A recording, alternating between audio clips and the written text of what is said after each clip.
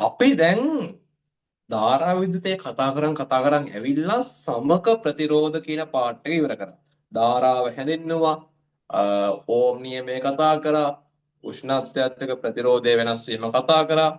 ඊට පස්සේ ශ්‍රේණිගත සමාන්තරගත ප්‍රතිරෝධ පද්ධති ගැන කතා කරලා ඒක සමකය හොයන්න පුරුදු වුණා. එක විශේෂිත ක්‍රම වලින් සමකය හොයන්න පුරුදු වුණා. ඊට පස්සේ අපි ත්‍රිමාණ ප්‍රතිරෝධ වල සමකය හෙව්වා. ඊට පස්සේ අනන්තය දක්වා විහිදලා තියෙන ප්‍රතිරෝධ පද්ධතිය සමකය හෙව්වා. එතකොට පළවෙනි කොටස ධාරා විද්‍යුතය කියන පාඩම ළමයි ප්‍රධාන වශයෙන්ම කොටස් 3කට 4කට වගේ කැඩෙනවා. ඔය පළවෙනි කොටස ඉවර වෙන්න දැන් පළවෙනි කොටස මෙන්න මේ වීඩියෝ එකකින් ඉවර වෙනවා. හරි මේක චුට්ටි කැල්ලක්. මේක චුට්ටි කොටසක්. මේක තමයි හැබැයි මුළු ධාරා විද්‍යුතේම හදවත වගේ තියෙන්නේ. හරිද? මෙන්න මෙතන හුටපටයක් වුණොත් එහෙම මෙන්න මේ පොඩි වීඩියෝ කෑල්ල පැය භාගයකට 35 මේ වීඩියෝ කෑල්ලේ ඔයාලට මොන හරි තේරෙන්නේ නැති වුණොත් එහෙම. හරිද? ධාරා විද්‍යුතය බඩු බනිස්. හරි?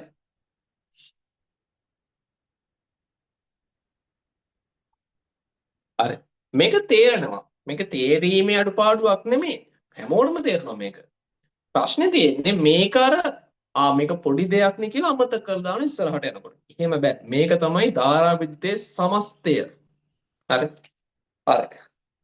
ලියන මාතෘකාව විභව බෙදුම. විභව බෙදුම. විභව බෙදුම. විභව බෙදුම.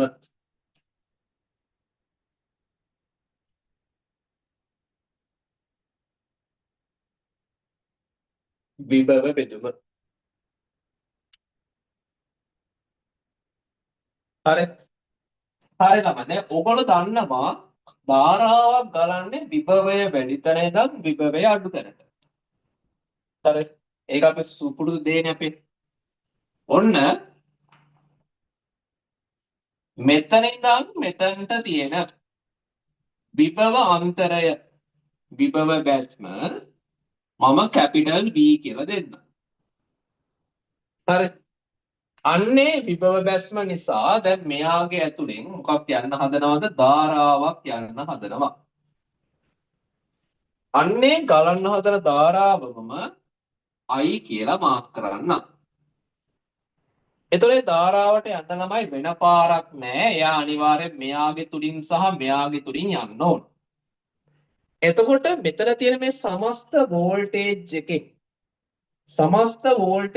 කොටසක් මෙතනටත් ඇවිල්ලා තමයි මෙතන ඉඳන් මෙතන තියෙන මුළු බැස්ම හදලා තියෙන්නේ. ඒ කියන්නේ මෙන්න මෙතනට එනවා V1 කියලා බැස්මක්, මෙතනට එනවා V2 කියලා බැස්මක්. මොකද්ද කියන්නේ බැස්ම කියලා? අපලා බලන්න.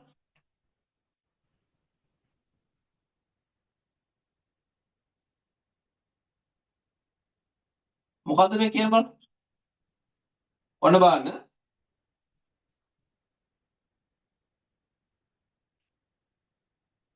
මෙතන විභවයට වඩා මෙතන විභවය අනිවාර්යෙන් අඩු වෙනවා ළමයි. ඔන්න දැන් මෙතනදී ඔන්න දැන් මෙහෙම. හොඳට බලාගන්න මේක. ඔන්න යම් විභවයක් මෙතනදී තිබ්බා. හරිද? ප්‍රතිරෝධයක් ඇතුලෙන් යනකොට මොනවා අඩු වෙනවද ළමයි? විභවය අඩු වෙනවා. විභවය මෙන්න මේ විදිහට අඩු වෙනවා. හරිද? හිස් කම්බි ඇතුලෙන් යනකොට විභවය වෙනසක් වෙනවද? නෑ මේ. කිසිම වෙනසක් වෙන්නේ නෑ. ආයිත් මෙතනදී මොකද වෙන්නේ? ආයිත් මෙතනදී විභවය අඩු වෙනවා. ඊට පස්සේ ආයිත් හිස් කම්බියක් කතන්දරය බැලන්ස්. එතකොට තේරුම් ගන්න මෙන්න මෙතන උසේ ඉඳන් මෙන්න මෙතන උසට මෙන්න මේ බැස්ම තමයි අපි සමස්ත V කියලා කියන්නේ. ඔන්න ඔය මුළු පල්ලම තමයි V කියලා කියන්නේ. ඔය පල්ලමෙන් කොච්චර කොටසක් මෙයා ඇතුලේ ඉන්නවද? කොච්චර කොටසක් මෙයාට අදාළ වෙනවද? අන්න ඒක තමයි අපි දැන් හොයන්න යන්නේ. මෙයා කොච්චරද? මෙයා කොච්චරද කියන කතාව. පැහැදිලිද කට්ටියට කියන දේ? ආ. එතකොට මම මුලින්ම මෙයාගේ ඇතුලෙන් යන ධාරාව සම්පූර්ණයෙන් මෙයාගේ ඇතුලෙන් යනවානේ. මම මේ දෙන්නට කෙලින්ම V සමානයි IR දානවා. එහෙනම් V1 සමානයි මෙතන ප්‍රතිරෝධය මම R1 කියලත් මෙතන ප්‍රතිරෝධය මම R2 කියලත් මාක් කරන්න. එහෙනම් V1 I R1 ඒ වගේම මෙතනට V සමානයි කියලා දැම්මොත් V2 සමානයි I R2 මම මෙතනින් I තනි කරනවා. I සමානයි V1 බෙදීම R1 මෙතනින් I සමානයි V2 බෙදීම R2 ඔය දෙකයි මම සමාන කරොත් එහෙම මට එනම ළමයි මොකද්ද V1 බෙදීම R1 සමානයි V2 බෙදීම R2 අපිට ඒක ලස්සනට හදමුද V1 බෙදීම V2 සමානයි R1 බෙදීම R2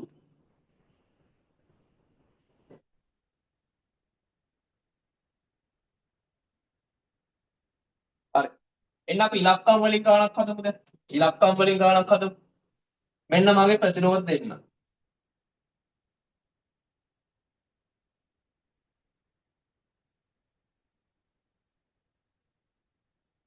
මෙයා 2යි ඕම් මෙයා 3යි ඕම් හරි මෙතන ඉඳන් මෙතනටම තියෙන ලොකුම පල්ලම වෙනවා හිතන්නකෝ 10යි වෝල්ට් පල්ලමක් තියෙනවා 10යි වෝල්ට් පල්ලමක් තියෙනවා මට ඕනි ළමයි හරි මට ඕනි හරිද බලන්න මෙයා හරහා කීයද මෙයා හරහා කීයද කියලා හොයාගන්න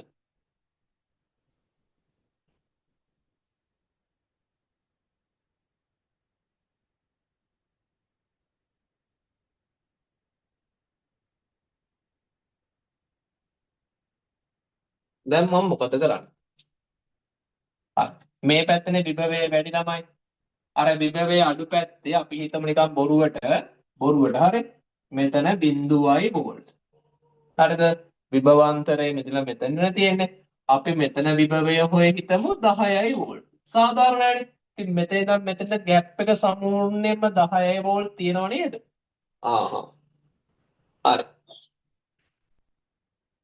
මම මොකද කරන්නේ මම මේ ටික පොඩ්ඩක් ඉතුරු කරන්නම් මේ ප්‍රස්තාරය දෙන්න ඕන ප්‍රස්තාරය තේරුම් ගන්න ලේසියිනේ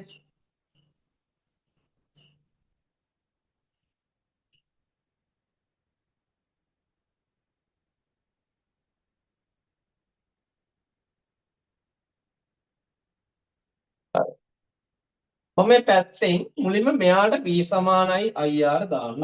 කාටද? 2යි ඕම්ට. එහෙම ඕනෙත් නෑ. දැන් අපි V සමානයි IR දාලා සම්බන්ධයක් ගත්තම වෙන්නේ. V1 බෙදීම V2 සමානයි R1 බෙදීම R2. ඒතර මෙයා හරහා විභවාන්තරය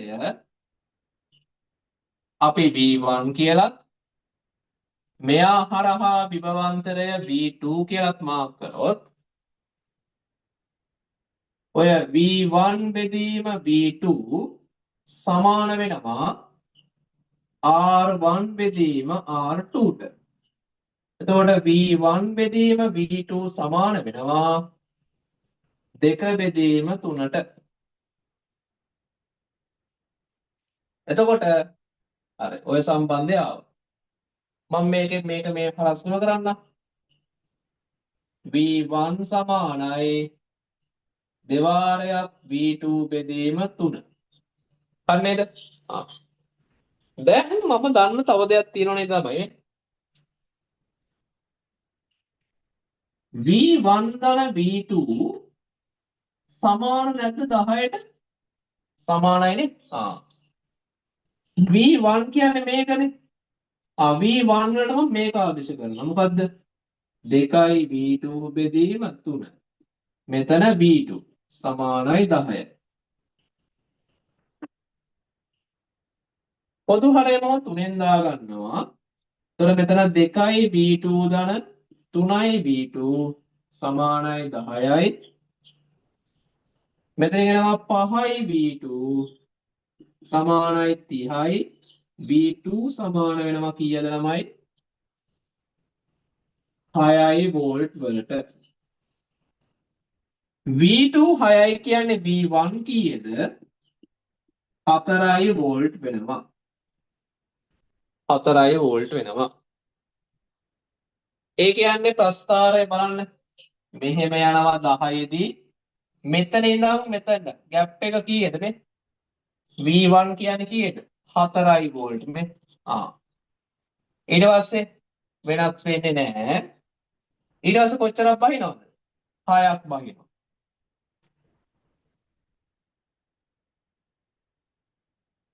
එතන මෙතන අපි 10යි වෝල්ට් කියලා හිතුවා මෙතන 0යි වෝල්ට්.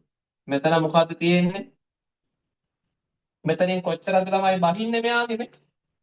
4ක් නේ බහින්නේ මේ. 10න් 4ක් ගියොත් කීයද එන්නේ? 6යි වෝල්ට් නේ.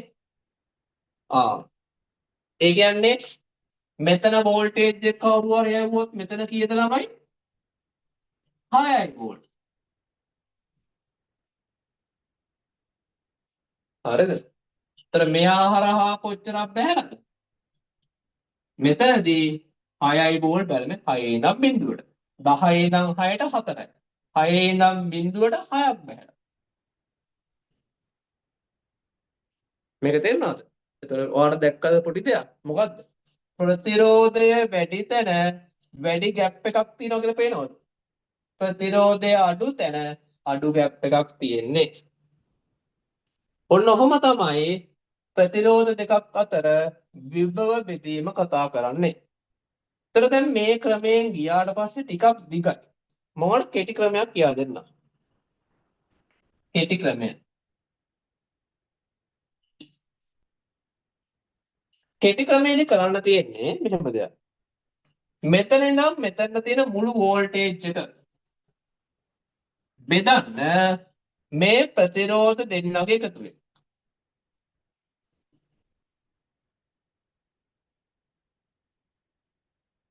හරිද? ඊට පස්සේ ඔයාට වෝල්ටේජ් එක හොයන්න ඕන තරම් තියෙන්නේ. එතන තියෙන ප්‍රතිරෝධයෙන් ඔයා වැඩි කරන්න. අන්න එතකොට ඔයාට එනවා ඒ අදාළ තැන වෝල්ටේජ් එක. එතකොට 10 බෙදීම 5 කියන්නේ 2යි දෙවරක් 2 4යි නේ. 10 බෙදීම දෙන්නගේ එකතුව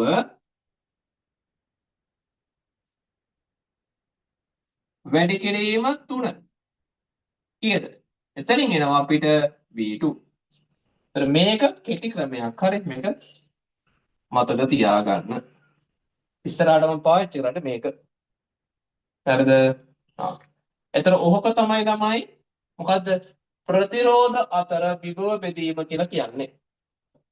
මේක ඇඳීම අනිවාර්ය නැහැ. මේක ඔයාලට තේරුම් ගන්න නැද්දේ කොහේ ඉඳන් කොහෙටද බහින්නේ කියන කතන්දරේ. අපි සාමාන්‍ය වෝල්ටේජ් එකක් මේ වගේ මාක් කරාට පස්සේ විභවයේ අඩු පැත්ත හිතන්න 0යි වෝල්ට් කියලා. විභවයේ වැඩි පැත්ත 10යි වෝල්ට් කියලා හිතන්න. හරි. හරි. මේක ඇඳා ඊට පස්සේ උදාහරණයක කියලා දාලා මේක ලියාගත්තා.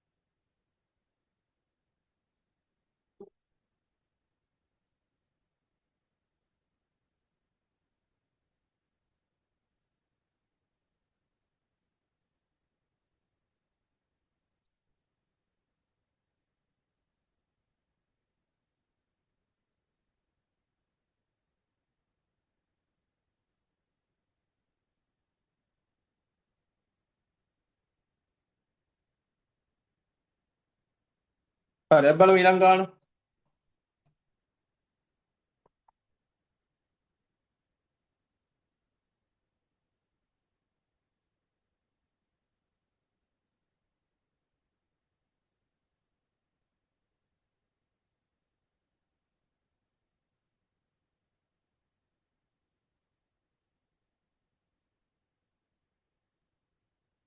හරි.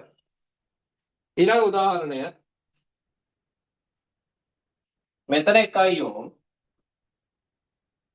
මෙතන 5 ඕම් මුළු බැස්ම වෙනවා 12 වෝල්ට්. මට ඕන මෙතන V1 කීයද මෙතන V2 කීයද කියන කතන්දරය. හරි. කොහෙන් බලන්නේ ඒකට ගාලා?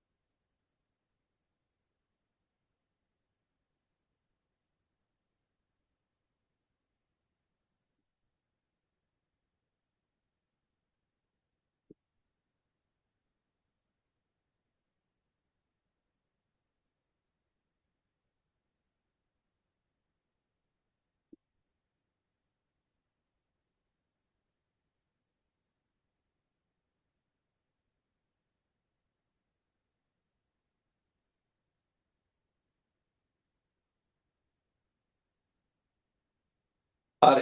මේක හදලා ඉවර නම් ඊට පස්සේ කට්ටියට මේක මෙතනදී ළමයි විභවය හොයන්න කලින් මෙතන සමකය හොයලා ඉන්න. හරි. දැන් මෙතන මොකක්ද දෙන උත්තරය? මොකක්ද? මුළු වෝල්ටේජ් එක බෙදන්න කිව්ව කාගෙන්ද? ප්‍රතිරෝධ දෙන්න එකතු වෙන්නේ. කීයද? 6යි. එන උත්තරේ වැඩි කරන්න කිව්වා 1කින්. ඒතර ඔයාට එනවා V1. කීයද එන්නේ? V1 සමානයි 2 වෝල්ට්. V2 කියන්නේ කීයද? 12 බෙදන්න 6න් වැඩි කරන්න 5න්. කීයද එන්නේ? V2 කීයද එන්නේ? 10යි වෝල්ට්. දැක්කනේ? ඇති දෙයක් නෑ මේක. මේ වගේ ප්‍රතිරෝධ සෙට් එකක් තිබුණොත් ඒකතන සමකය හොයලා තමයි ඇප්ලයි කරන්න වෙන්නේ. ඊළඟ ගන්න හදමු බලන්න.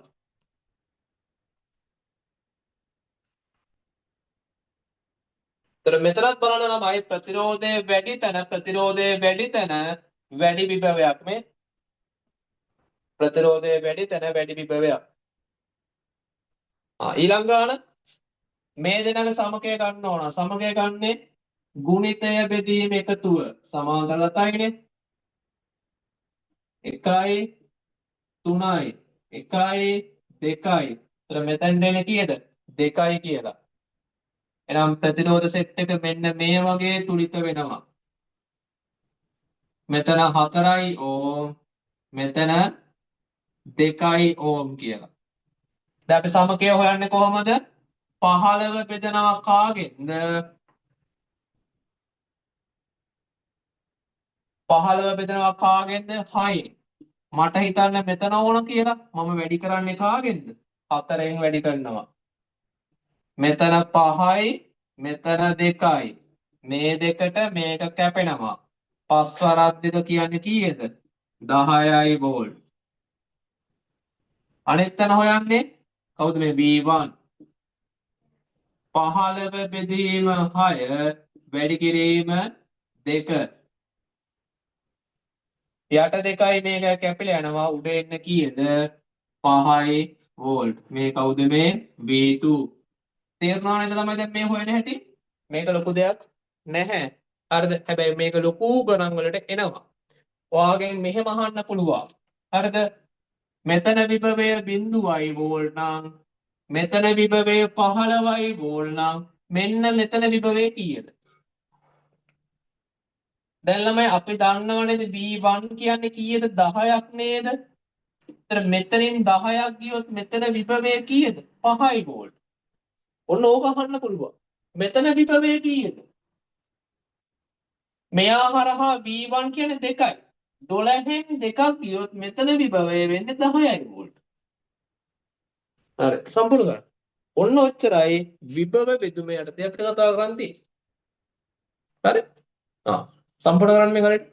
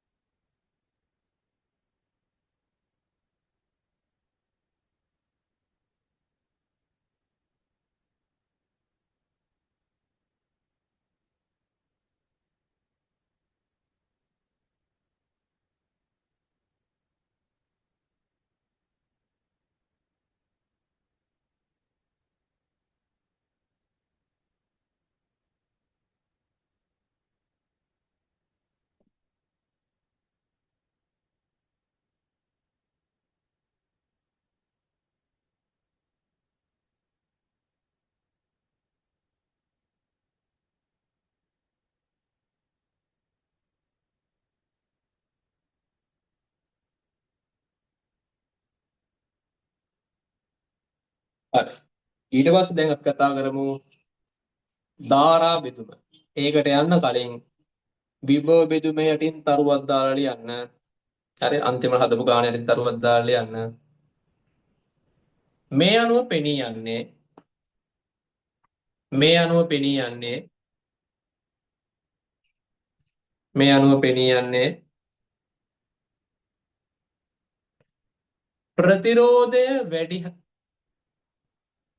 ප්‍රතිරෝධය වැඩි ස්ථානය හරහා ප්‍රතිරෝධය වැඩි ස්ථානය හරහා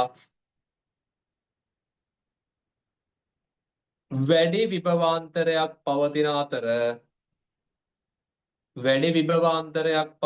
අතර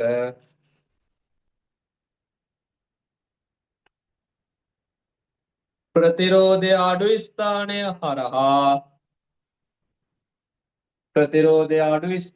හරහා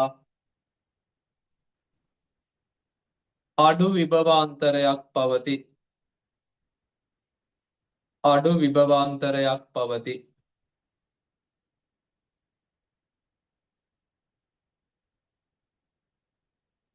හරි එන්න අලුත් පිටුවට ලියන්න අනුමාත්‍රකාව ධාරා බෙදුම.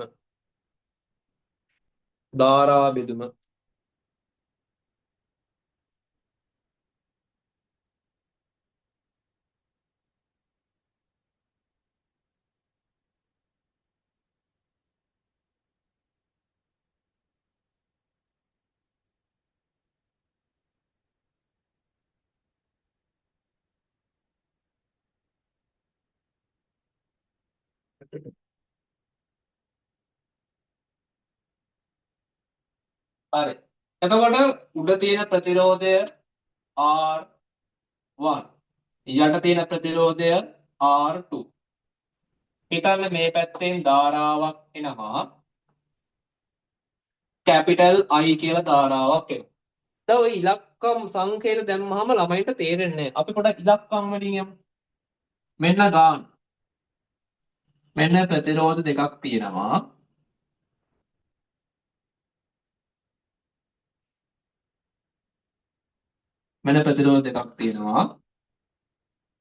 උඩ තියෙන ප්‍රතිරෝධය 6යි ඕම්. යට තියෙන ප්‍රතිරෝධය 4යි ඕම්. එතකොට මේ පැත්තෙන් එනවා කියලා හිතන්නකෝ 5 ඇම්පියර් කියලා ධාරාවක්. මේ හිතන්නකෝ දැන් මෙතන 6යි ඕම් කියලා ප්‍රතිරෝධයක් තියෙනවා මෙතන 4යි ඕම් කියලා ප්‍රතිරෝධයක් තියෙනවා. එතකොට දැන් මෙහෙන් 5 ඇම්පියර් එනකොට ඔයගොල්ලෝගෙන් අහන්නේ එතන ළමයි 5 දෙනෙක් මේ පැත්තෙන් එනවා. ඒ 5 දෙනාගෙන් කී දෙනෙක් මේ පැත්තෙන් යයිද කී දෙනෙක් මේ පැත්තෙන් යයිද? සමහර කට්ටිය කියනවා ඉතින් සර් මේ උඩ පැත්තේ ප්‍රතිරෝධය වැඩිනේ. ප්‍රතිරෝධය වැඩි තැනින් මිනිස්සු යන්න කැමති නෑනේ. එහෙනම් ඔක්කොම කට්ටිය මේ පැත්තෙන් යයි. ඒක හරිද? ඒ ලොජික් එක හරිද? වැරදි. ඉතින් ළමයි පොඩ්ඩක් හිතන්න මේ පාරේ අපි දැන් සාමාන්‍ය පාරේ බස් වර්ග කීයක් තියෙනවද? අපි ඔය සාමාන්‍ය බස් එකයි AC බස් එකයිනේ. අර සෙමි කියලා බස් එකක් නෑ කියලා හිතමුකෝ අපි. සාමාන්‍ය බස් එකයි AC බස් එකයි කියලා බස් වර්ග දෙකක් තියෙනවා. එතකොට දැන් සාමාන්‍ය බස් එකේ යන ගාණ වගේ දෙගුණික ගාණක් ගෙවන්න එපා AC බස් එක යන්න. එහෙම කියලා ළමයි AC බස් එකේ මිනිස්සු යන්නේ නැද්ද? යනවනේ. හරිද? දැන් AC බස් එකේ normal බස් එකෙන් යනකොට ඒ දෙගොල්ලන්ට දැනෙන වාසි මොකද්ද? normal බස් එකේ ගාණ අඩුයි සැප පහසුව පොඩ්ඩක් ඒත් අඩුයි. AC බස් එකේ ගාණ වැඩි සැප පහසුව වැඩි. ඒ වගේම normal බස් එකේ ගාණ අඩුයි සැප පහසුව අඩුයි. ඒ වගේම ඒ කියන්නේ crowd එක පිරිස වැඩි crowded. හැබැයි AC බස් එකේ ගාණ වැඩි සැප පහසුව වැඩි crowd එක පිරිස අඩුයි. හරිද? ඒ නිසා මේ එන ධාරාව ළමයි ඔක්කොම මෙයාගෙන් යනවා කියන එක අසාධාරණ ප්‍රකාශයක්. හරිද? එහෙනම් පාරේ AC බස් තියෙන්න ඕනේ නෑනේ. AC බස් වල මිනිස්සු යන්නේ නිදහසේ සැප පහසුවල ෂේප් එකේ යන්න. ඒතර එහෙනම් මේ එන කොටසෙන් චුට්ටි දෙනෙක් මේ පැත්තෙන් ගිහිල්ලා බහුතරය මේ පැත්තෙන් යනවා කියන එක පිළිගන්න පුළුවන්. ඔක්කොම මේ පැත්තෙන් යාවි කියන තර්කය පිළිගන්න බෑ.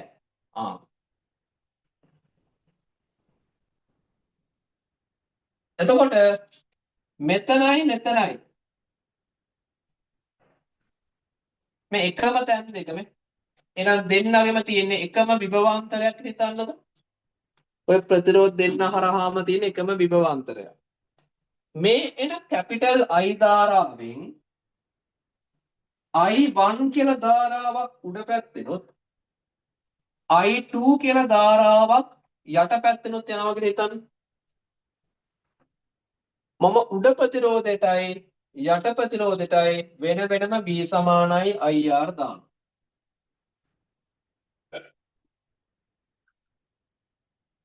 උඩ එක්කෙනාට දැම්මොත් උඩ එක්කෙනාගේ V යන ධාරාව I1 ප්‍රතිරෝධය R1.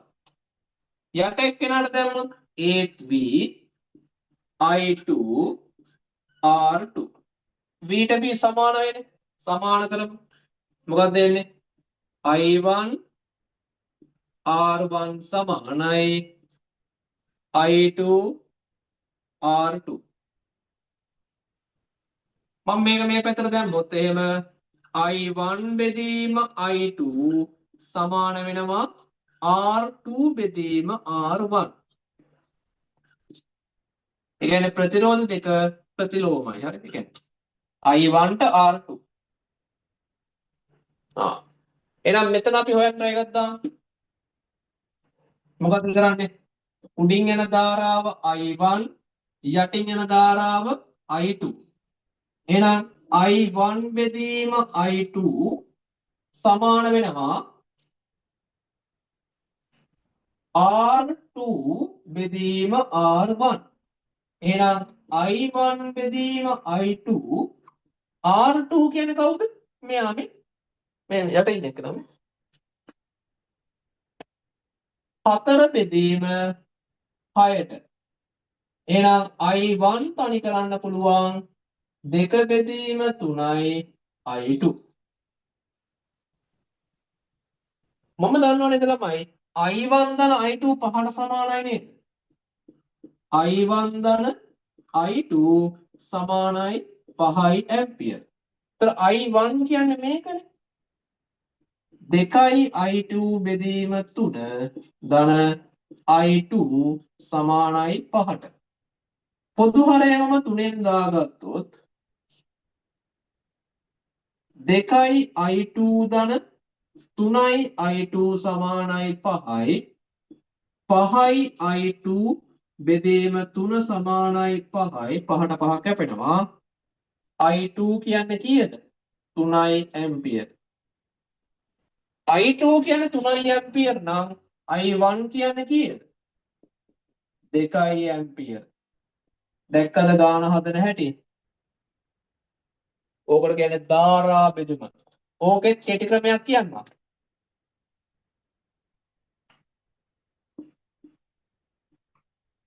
මේකෙදිත් කෙටි ක්‍රමය තමයි මෙන්න මේක මොකද කරන්නේ ධාරාව ගන්න බෙදන්න ප්‍රතිරෝධ දෙන්නක එකතු වෙයි මෙතනදී ඔයාට උඩින් යන ධාරාව ඕනි නම් ඔයා වැඩි කරන්න ඕනේ ප්‍රතිවිරුද්ධ ප්‍රතිරෝධේ මෙතන ධාරාව ඕන නම් මේ පැත්තෙක් කෙනාගේ I1 කිය දෙන්නේ 5 බෙදීම 10 කියන්නේ භාගයයි. ඒතර මෙතෙන් එනවා කීයද 2 ඇම්පියර් නේ. නැත්තම් 5 බෙදීම 6 ධන 4 වැඩි කිරීම මට මෙතනින් යන එක ඕන නම් මෙයා භාගයයි කිය දෙන්නේ 3 ඇම්පියර්. ක්‍රෝග කෙටි ක්‍රමයක්. ඔන්න ඕකට තමයි අපි කියන්නේ ධාරා බෙදුම කියලා. ලියාගන්න මේක.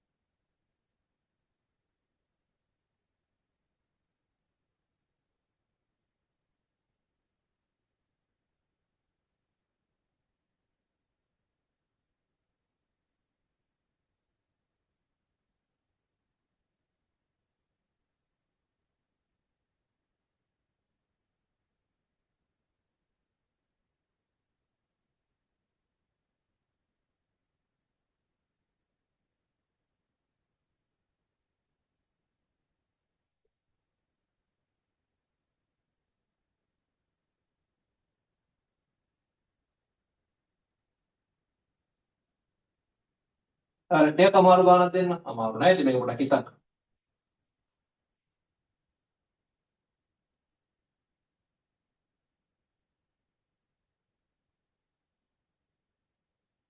මෙතන 3යි ඕ. මෙතන 6යි ඕ.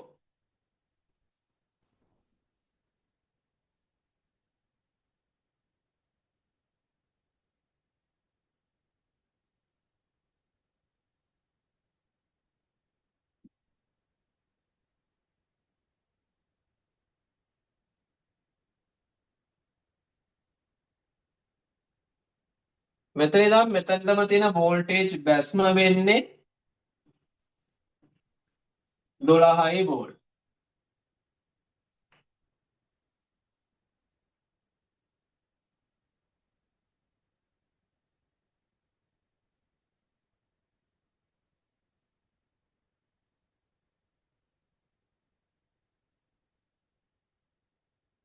මට ඕනේ මෙන්න මෙතනින් යන ධාරාව.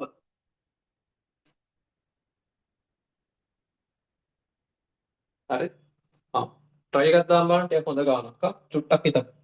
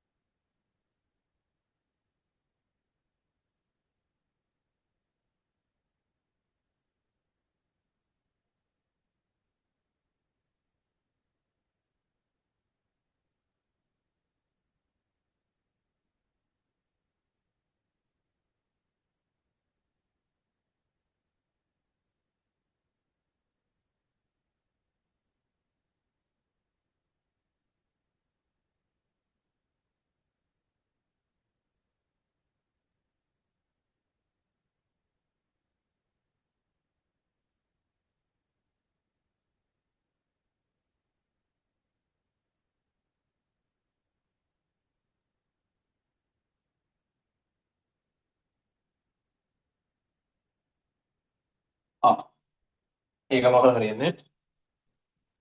මේකනේ මකන්න වැරදුනා.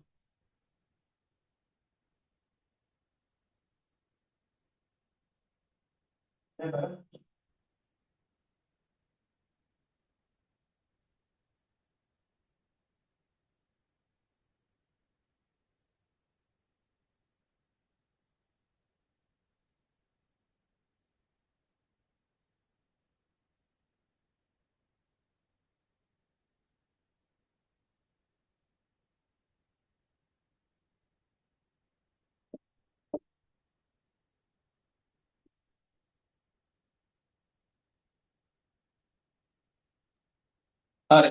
දැන් මම මොකද කරන්නේ මෙතනදී? මේ සමස්තම මොකද්ද දන්නවද මම? වෝල්ටේජ් එක දන්නවා. මම මෙයාගේ සමක ප්‍රතිරෝධය හොයනවා. මෙයාගේ සමක ප්‍රතිරෝධය හෙව්වොත් මොකද වෙන්නේ? එතකොට මට වෙන ක්‍රමයක් නැහැ. මෙතන ගුණිතය බෙදීම එකතුව. 2. මෙතනදී ගුණිතය බෙදීම එකතුව. 3, 4. ඒ කියන්නේ මේ ප්‍රතිරෝධ සෙට් එක මෙන්න මේ තත්ත්වයටපත් වෙනවා. මෙතන 2 ඕම්, මෙතන 4 ඕම්. ඕක මට තව සරල කරන්න බැරිද? 6 ඕම් කියලා. එහෙනම් මෙතන හරහා දෙන මුළු වෝල්ටේජ් එක කීයද? ඒකනේ මේ ඉතින් 12 වෝල්ට් කියලා. එහෙනම් මම මෙයාට V සමානයි IR දානවා. විභවාන්තරය 12යි යන ධාරා වාරයක් ප්‍රතිරෝධය 6යි. I කියන්නේ කීයද? 2යි මොනවද? වෝල්ට් 2යි ඇම්පියර්. හරිද? ඒ කියන්නේ මම දන්නවා ළමයි දැන් මේ පැත්තේ ඒ කියන්නේ එන ලොකු ධාරාව කොච්චරද කියලා. එන ලොකු ධාරාව දන්නවා නම් දැන් මොකද වෙන්නේ? අන්න මේ අනුපාතට ධාරාව බෙදෙන්න ඕන. බෙදමු ඉතින් අපි. මොකද්ද මම කිව්වේ? දෙක බෙදන්න මේ දෙන්නගේ එකතුවෙන්. කීයද? 9. මට ඕනේ මෙතනින් යන ධාරාවනේ. එහෙනම් වැඩි කරන්න මෙතන. මෙයා කැපෙනවා. එහෙනම් එන උත්තරේ කීයද? 2 බෙදීම 3යි. එහෙනම් I සමානයි 2 බෙදීම 3යි ඇම්පියර්. ඔන්නෝමයි අපි ගාන හදන්නේ. හරිද? ඔය කතා කරේ ළමයි විභව බෙදුම මේ පිටි අතිශය වැදගත්. හරි එහෙනම් ඉතිරි කොටසට යන කලින් මේකේ අනිවාර්යයෙන්ම ගණන් ටික අපි හදලා ඉන්න ඕන. ගණන් ගොඩක් තියෙනවා. ඊට පස්සේ මෙතනින් පස්සේ කතා කරන්නේ කෝෂ. ඊට පස්සේ කෝෂ වලට ගියාට පස්සේ ක්ෂමතා උත්සර්ජනය. ඊට පස්සේ ඇමීටර් වෝල්ට්මීටර ඊට පස්සේ පැට්ටිකල් ටික.